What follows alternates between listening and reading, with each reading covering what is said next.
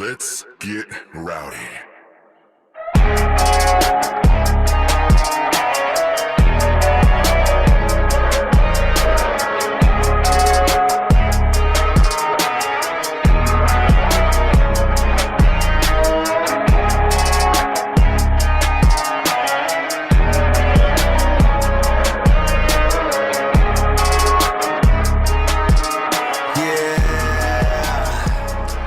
Hey guys, I'm going to welcome you back to the Rob Drinking Show. This is a podcast where truth will live. And none of that bias shit that you will see on the mainstream media. I want to thank you so much for being here. Like I tell you on every episode, I don't take your listenership for granted. I'm very happy that you are here.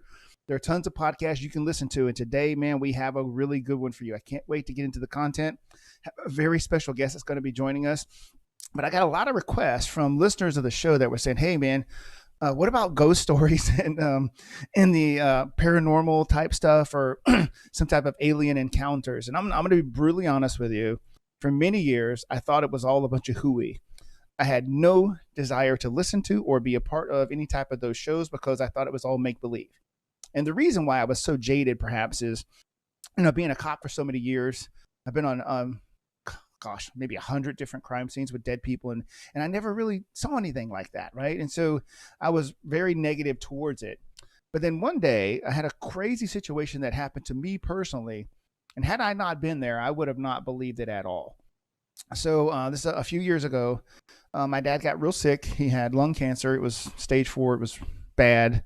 And they put him on hospice. If you're not familiar with hospice, it's brutal. Just basically, they're just waiting for you to pass. And they highly medicate you until you're gone. And so I was living that with my mom and my dad and my family members, and it was getting real close. The nurse was telling us that he was probably going to pass soon. And I was at my parents' house in Vegas, and I was sitting in the kitchen. I was in the kitchen. I was like literally washing a dish. My sister was standing right next to me, and I see the TV. My mom had a big, large screen TV in the living room.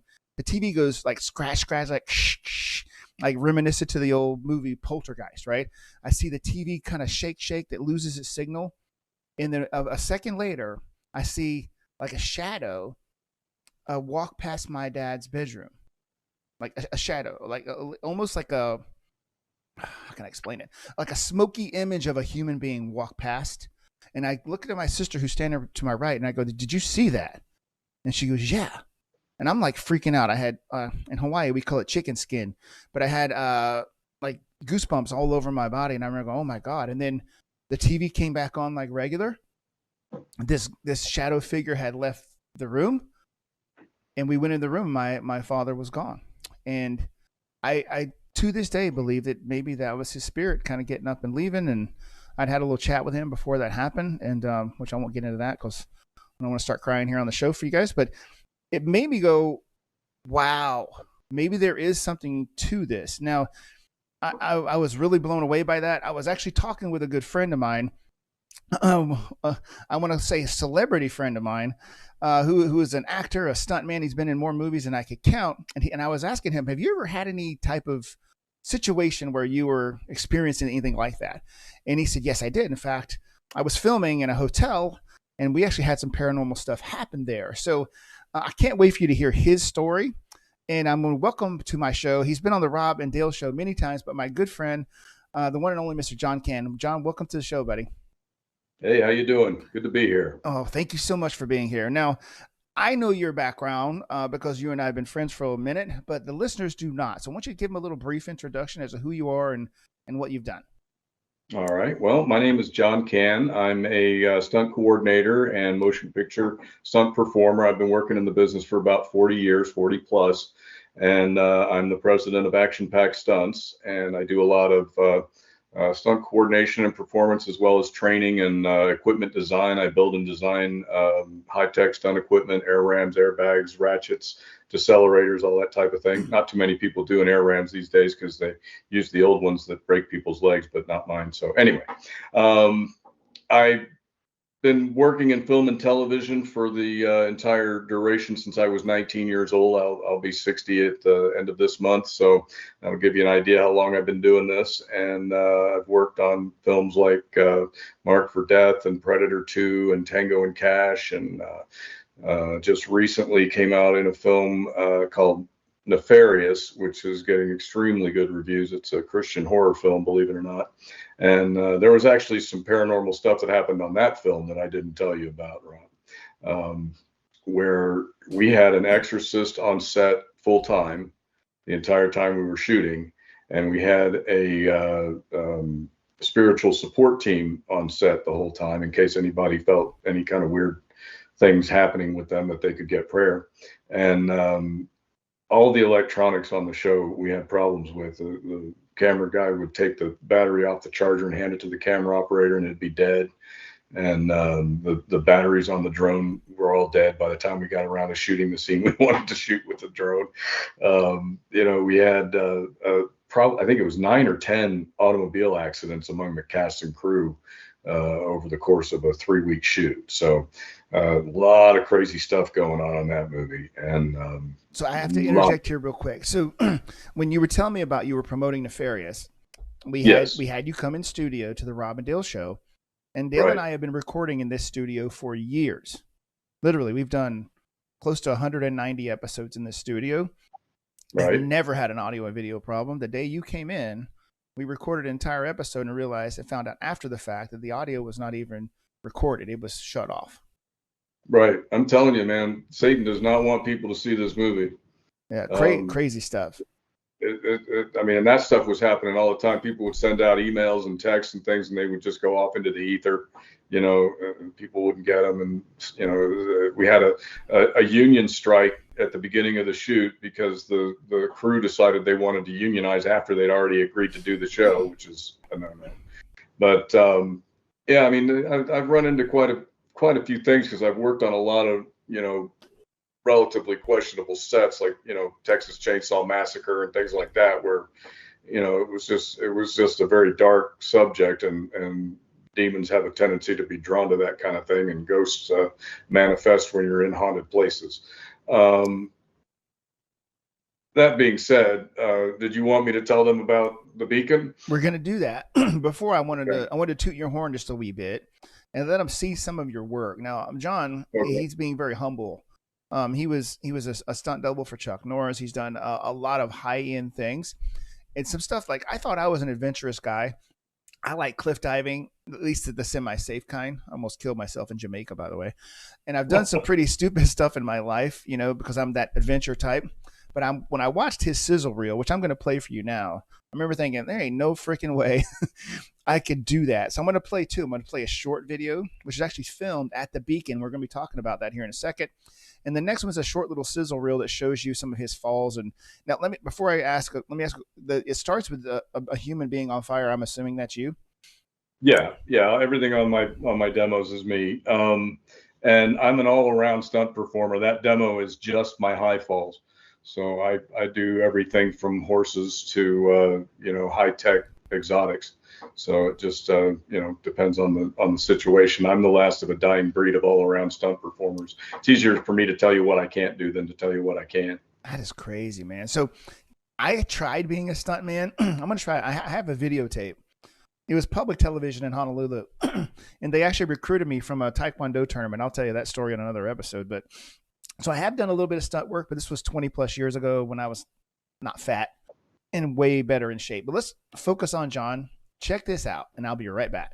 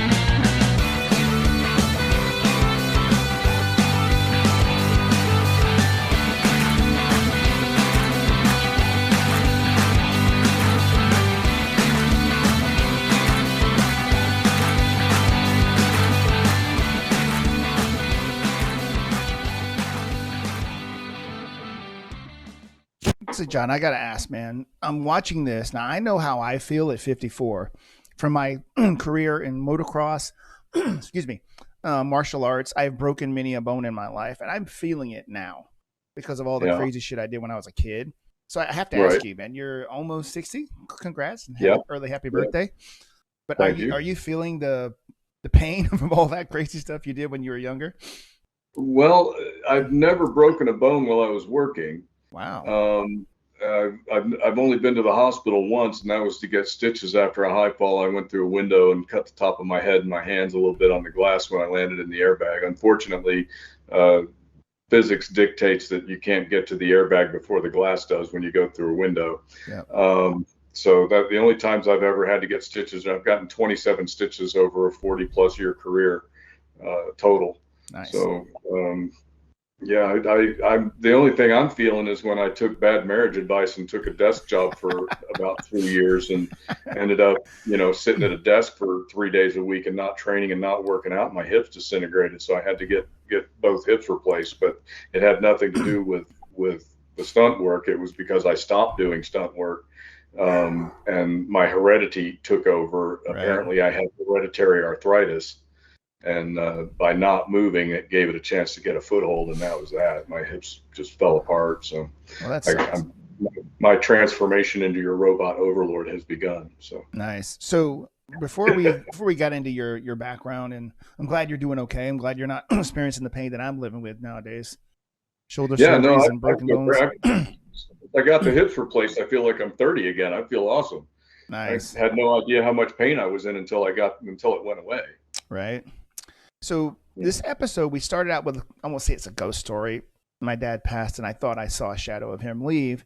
But many people will swear up and down that they have seen and dealt with either spirits or call it whatever you want that are not natural to our world. And I was asking some of my friends, you told me about a particular situation where you were filming a movie. And in fact, if I'm not mistaken, I believe the movie was called The Haunting at the Beacon. Is that correct? Yes. And so go ahead and kind of give us the background on that story as to what happened and how you guys experienced it. Okay.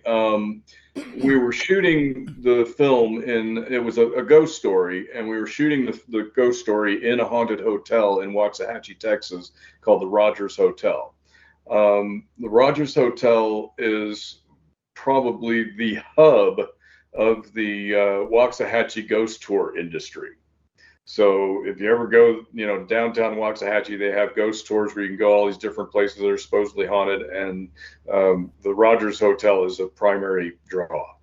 I didn't know this, and I don't think the producers realized it at the time because they had the entire crew staying at the Rogers Hotel while we were filming.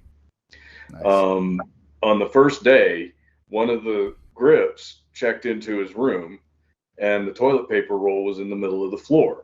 So he picked it up, put it back on the roll in the bathroom, and then went to work for 8 hours. Came back to the room and went into the bathroom, and the toilet paper roll was in the middle of the floor again. So he picked it up, put it back on the roll, turned around, got his DOP kit, turned back around, and it was back in the middle of the floor again. Oh boy. He left. He quit. He was out. He was like, nope, not working. Nope, not doing this here. No way. Okay. And then we were doing a bunch of other stuff. People were having issues with the elevator. We were told don't go to the top floor in the elevator, you get stuck. And people would get in the elevator and it would shoot to the top floor. We had to call the fire department 3 times to get people unstuck from the elevator. And they swore up and down that they didn't touch the button. It just went. A lot of people saw a little girl on the staircase that wasn't there. There was a young girl that drowned in the basement swimming pool back in the early 1900s. And apparently the pool had been filled in, and we were shooting in that basement, and there was a hole in the floor that they covered with a piece of plywood while we were shooting so that nobody would step in it and break their ankle. Well, we all went to lunch, and we had somebody posted to make sure nobody went downstairs because it was a hot set. We didn't want anything getting moved and screwing up the continuity. So we went to lunch and came back, and one of the camera guys went down there and broke his ankle in the hole because the board had been moved 3 feet away from the hole, and nobody had been down there. So, we had people setting screwdrivers down, and they turn around, it'd be gone, and they find it in a room that they hadn't been in, the next day. And it was just nuts. The whole time there was crazy stuff going on. But the culmination of this story for me was when I was doing a high fall out the top floor of the Rogers Hotel. And it was about a five-story fall. And a 4-story building, but the first floor is almost 2 floors. So it was a good distance, and I was going backwards out of a window. I was doubling David Reese Snell, and Kelly Dawn Hancock was playing a police officer who shoots me, and I go out the window. Spoiler alert. I guess that was too late for a spoiler alert, but anyway, I go out the window and die. And so the first take, they say action. I throw my body against the window and I bounce off. Okay. We're using tempered glass because whenever you do a high fall from through glass from height, you want to make sure you're using tempered glass because it breaks in little tiny pieces. So you don't have to worry about it puncturing your airbag or puncturing you when you land in it. So if you're using tempered glass, you have to blow the glass before you get to it. You have to break the glass before you go through it because otherwise you just, like I said, bounce off. So I bounce off the glass and I look at the effects guy and I'm like, Frank, what happened? He said, I don't know. I said, well, figure it out. I'm going to go out in the hallway and pray and, get myself back to where I need to be. So I go out in the hallway and I'm sitting there thinking about it and I'm praying and something just told me, call the guys, tell them to, lay hands on the building. So I got on the radio. I said, I need everybody to drop what you're doing and come over here and lay hands on this building and pray. There's something weird going on up here. So half the town of Waxahachie is out on the street watching this high fall.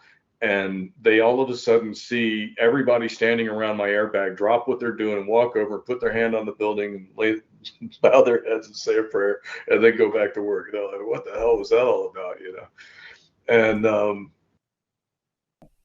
second time I go back in the room and I ask Frank, did you get it fixed? Did you figure it out? He said, yeah. I said, what was wrong? He says, I don't know.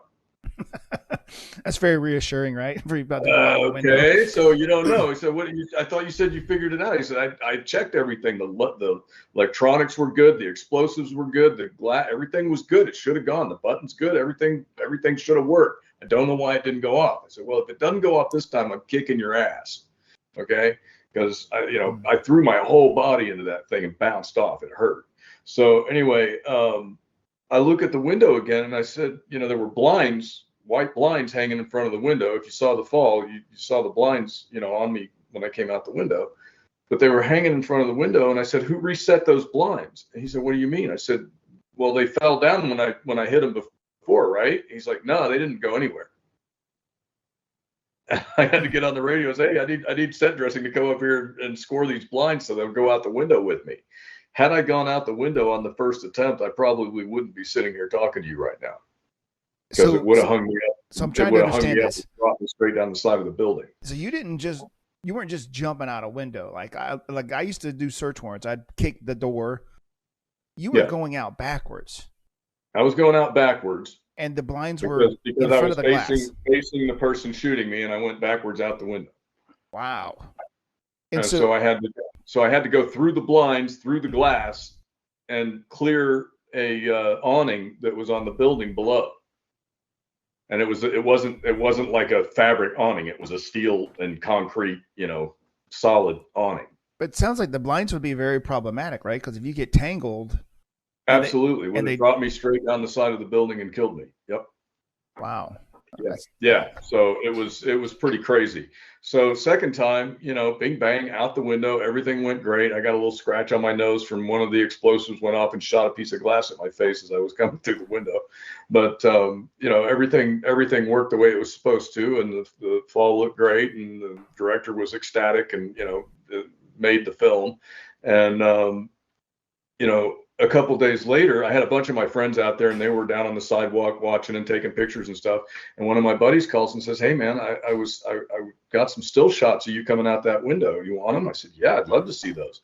He says, "Yeah, I'll send them over." Who was the guy in the cowboy hat with his glasses that was watching you go out the window? Didn't he blow the shot?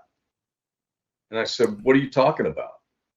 He said, I got a picture of a guy. He's leaning out the window. He's got a cowboy hat, dark glasses, like a duster jacket, and he's leaning out the window looking at you.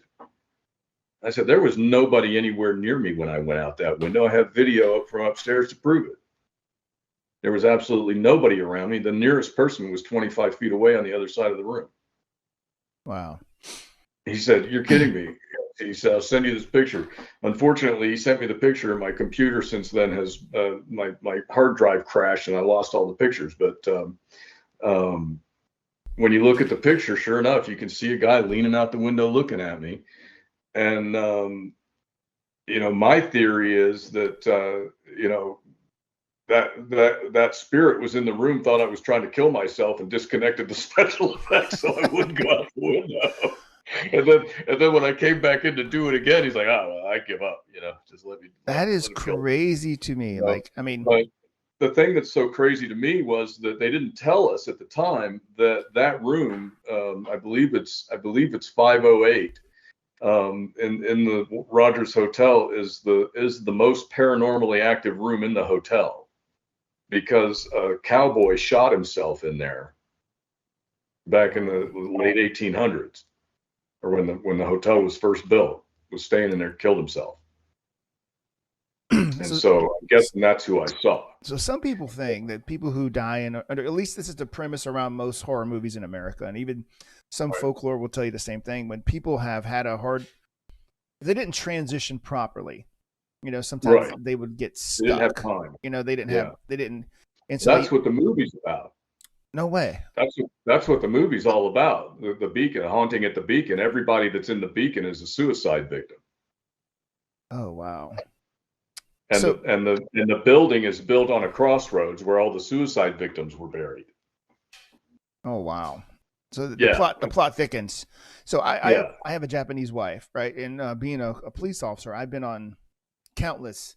This is one thing people don't know about Vegas. They're top 10 in the United States in suicide. So we would get suicide calls almost daily in Henderson, Nevada, and in Vegas as well. And so I've been on and seen, as I told you a story about one I did on the last episode. But anyway, my wife would make me come home, and she had a little dish of salt in by the front door, and I would take the salt, and I had to throw a pinch over my shoulder because in their culture they would follow you home. Yep. And so she was very strict about it. She goes, "You better, do this," because I would be coming home at 3:00 in the morning sometimes, because in their world, that's a real thing, and so that precaution was put in place for my house. If you read the Bible at all, Jesus frequently talks about the salt of the earth. So, there's something to be said about salt. Yeah. The other side doesn't like salt. Well, I'm kind of glad. They don't like salt. They don't like light. And that's how we know how to keep them out of the house. So I have seen a lot of crazy things in my career. And I remember being on some pretty gnarly stuff. Like I was on a double murder in Henderson. I had to sit on that crime scene. It was really, I think it was like around November or something like that. It was super cold out there. And it was a horrific unsolved double murder, and they put me there because I was the rookie at the time, and so they basically put one rookie on the front door, one rookie on the back door, just to basically preserve the crime scene until they could get it processed, right? And which means you're just sitting out there all freaking night until the next morning when the crime scene techs and everybody would show up and come in there and process it. Crime scene. I hope you never had to see or deal with that, but it's pretty nasty. Yeah, I've only had to see it in artificial situations. It's a lot different when it's real, and it smells a lot different. Yeah, it is. I'll bet. And so this particular mom was sitting on the couch when this guy boots the door, comes in, shoots her right in the throat with a handgun, and she's running around doing one of these, right? And blood squirting out of her hands and going everywhere. And one of my good friends, Brett, was the first guy on scene and was trying to get her. She was like running. A bad analogy, but like a chicken with her head cut off, just running around the living room, actually passed in his arms. Anyway, and so I had to sit on the back door. Imagine the living room's here, screen door's there, and they said, hey, Griff, you can sit outside if you want to, so you don't have to smell this coagulating blood and all this mess that's there, because it looked like a friggin' horror movie. There was not a piece Yeah, of furniture or a piece of floor that didn't have blood on it everywhere in that living room. that's But it was crazy. so damn cold. I'm like, I'm going to freeze to death. So I literally pulled my chair inside and I'm sitting there like in a pool, like larger than I could reach around. And this guy had also killed the son down the hallway and then pistol whipped the shit out of the daughter, but she didn't die. To this day, it's still an unsolved murder, but I was stuck on that scene, and your mind can't help but wonder, Yeah. something's going to linger here, you know? Well, that energy sticks around. All the materials in that house absorb the energy and everything else. I mean, everything's connected. When you really dig into it, light is a particle and a wave. Mm-hmm. So anything your eye can see, it's actually touching. Wow. It's actually making physical contact with anything that's got light bouncing off of it. But we just haven't figured out how to tap into that, And I think the human brain is capable of tapping into that. I think there's a lot of different levels to it. And I think when you have, traumatic situations like that happen in a place, the molecules of the room itself absorb energy. That's how you get the unintelligent hauntings or whatever they call it, where the it's just cycles like a video. Right. So Where so a lot of the doesn't know you're movies, there. a lot of these TV shows they have now, this ghost hunters and these people who Yeah, chase paranormal, and they go to and they bring these. Now, granted, I have no knowledge on these. I've seen the TV shows, and they would yeah, bring these recording devices that can pick up things that the human ear can't hear. yeah. And so, when you guys were on scene, did you ever have like anomalies show up in the audio or on video? Besides, obviously, the cowboy out the window, that's a We, biggie. Yeah, I mean, they did have some issues with the audio. The guy that was doing the boom mic was constantly saying, "Look, I got nothing. I got nothing." It's like, well, we're rolling, everything's good. I got nothing, and we have to go, wait and deal with it. When I was on Nefarious, we were standing next to the electric chair that we used in the film, and there was a rumor going around that it was a real electric chair.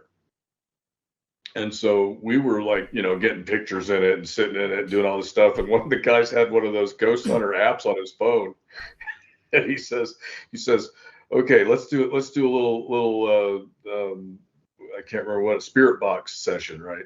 And so he goes, is this a real electric chair? Are we are we okay sitting in this thing? And the word respect came across the screen. No way. Yeah. Wow. I'm like, okay, that's pretty random. I mean, I don't know. I guess that's kind of a normal thing when you're dealing with ghosts to say respect. So I guess it could be just part of the, making it, the algorithm makes it say stuff. But I thought that was pretty interesting. And Sean Patrick Flannery wouldn't get in the chair if it was real. So we had, the director and producer told him it wasn't real. So I don't know if it was real or not. The death sentence is still legal in many states, and we live here in Texas. It's still very legal, and that whole prosecution side is a whole nother ball of wax that we could dig into. But I can't imagine. No, I got one more story about the beacon though. When we were yes. shooting, that happened to my son. My son Dakota. He came to have lunch with me one day, and he needed to go to the bathroom. So I told him to go use the public bathroom on the second floor. And he goes in there and he's standing at the urinal, and the towel dispenser at the other end of the bathroom dispensed a towel while he was standing at the urinal. And he was the only one in there. And so he's like, well, okay, that was probably just my shadow or something, made it go off. And so he kind of blew it off, and he walked out of he washed his hands, turned the water off, turned to walk out, and the water came back on. Wow. And he had to turn the knob 3 times to get it to go off. And he came back to lunch came back in the lunchroom. He was white as a sheet.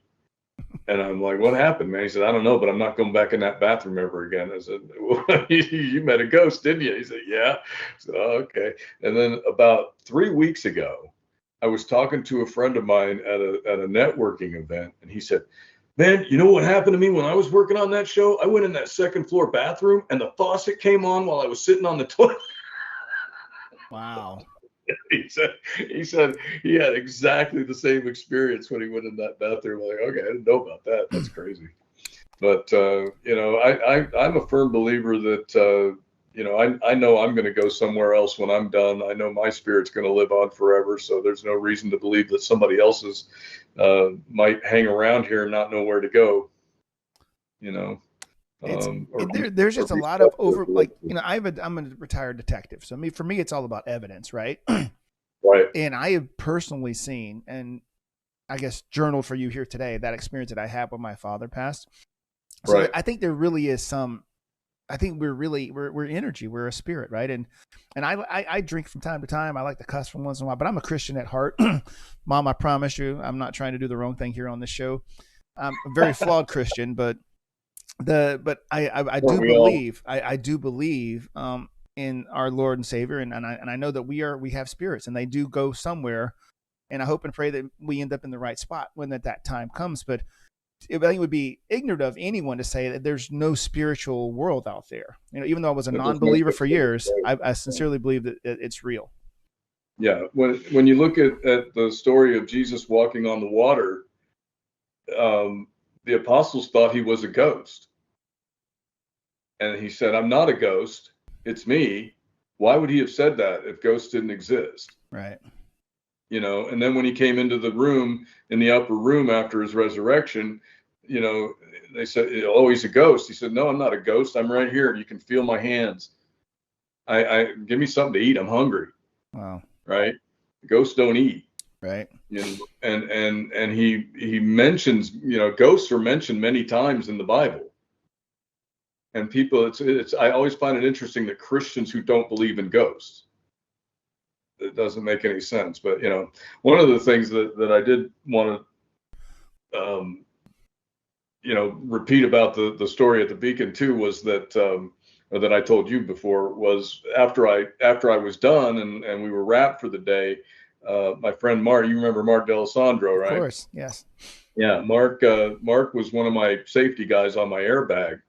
And, he was there when I asked everybody to go pray on, lay hands on the building and pray. And as he was driving home, he called me on my cell phone. He says, hey, John, I don't think there was anything demonic going on up there. I said, what do you mean? He says, well, I think your angels were working overtime. So why do you think that? He said, because everything went well. Everything went the way it was supposed to go. And I said, well, yeah, I guess that's true. He said, yeah, I think the first angel was holding that window in because the window was only being held in by a little tiny piece of wood. So it's a miracle that the whole window didn't pop out when I hit it. Wow. It didn't just come flying out of the frame and I ride it down to the ground like this and die. He said the second one was disconnecting the special effects, and the third one was whispering in your ear, hey, man, look at the blinds. Look at the blinds. Right. So, and I know I've got some serious guardian angels that watch over me because there's absolutely no excuse for the fact that I've never broken a bone doing this work because I'm not that good. Well, God bless you, man. I mean, my wife calls me Forrest Gump because I've been through so many gnarly stories. I've been in 3 cars that were totaled. I should have been dead many times. And well, whoever it is, whoever you are, who's looking out for me, I really appreciate it. So John, if I had a listener who wanted to contact you now, they did see your website, actionpack.com. Okay. You have any events coming up in the near future where they can get in touch with you? Maybe they want to learn how to be a stuntman or who knows? Yeah. Right? I mean, I've got a training calendar on the website and I periodically post different training events that are coming up. I've got a 2-day intensive coming up next weekend and another one, I believe, after the 1st, there's going to be some stuff in August. I'm swamped in at the end of July and August and the beginning of August, getting ready to do Camp Hollywood with the Movie Institute. So if you want to go, if you have kids and they're interested in making movies, send them to Camp Hollywood. I have a feeling we're booked up this year, but they'll be able to go next year. And we do all kinds of programs and stuff for kids too through Movie Institute, and that's movieinstitute.org. And we teach life skills through the art of motion picture production at Movie Institute. And then any kids who go through our program are then put in a database to be contacted if we ever need interns or anything like that to work on real shows. So it's a good way to get on the job experience if you want to be a filmmaker.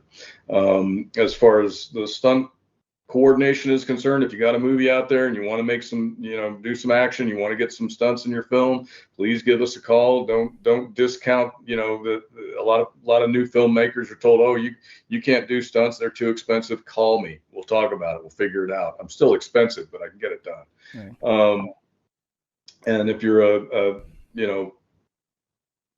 more established filmmaker, please give me a call, because I'm one of the most accomplished and qualified stunt coordinators in Texas. So if you need stunt coordination or stunt performance or equipment or anything like that, please let me know. And best way to reach you. We're working on a documentary right now for the Rocket Man. So we're going to be flying rocket belts here in McKinney here pretty soon. So that'll be fun. And the best way to get in touch with me is through the website, www.actionpack.com, and that's actionpac.com. Okay, if you go to actionpack.com, you'll be at a box company, and that's not me. That's not him. Hey, buddy, well, I'm going to thank you so much for being here. As always, it's been a real pleasure. I can't wait to have you again. I'm sure we'll come up with another excuse to have you back on the show. So, hey, have a blessed. I got to come up with a reason to get you on my next movie as a stunt guy. Hey, let's go. I'm in, man. I got my taste in the actor, and I'm hooked. There you go. So you got my number. Give me a call. Hey guys, Thank you so much for being here. I'm going to really say thank you again for your listenership. It means a lot to me that you're here, and I have many, many more great topics coming your way. Until next time, God bless each and every one of you, and we'll catch you on the next one.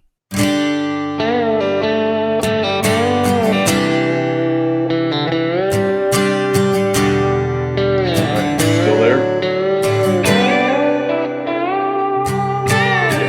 Never imagined a love like yours. I figured you were still there because your name's still on the screen. Through all the endless nights, you were the one I was searching for, looking for the one that was worth it. Yeah. And all this time, you were right here by my side. You were right here. Through all the pain and the heartaches, now it's all messed up, and I'm walking out, slamming the door. And now I'm riding off into the dark.